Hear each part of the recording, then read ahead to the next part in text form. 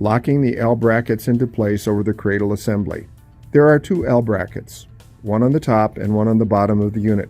These are cut to slide over each side of the cradle, stiffener plate, and cradle assembly.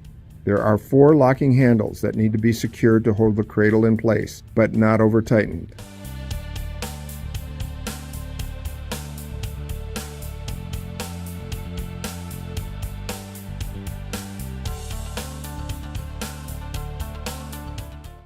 Over-tightening the screws can do one of two things. First, over-tightening the screws may warp the cradle assembly.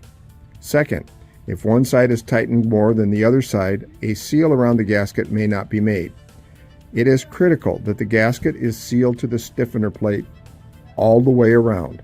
After this process is complete, a credit card may be used to determine that the gasket has been sealed completely around the gasket to the stiffener plate.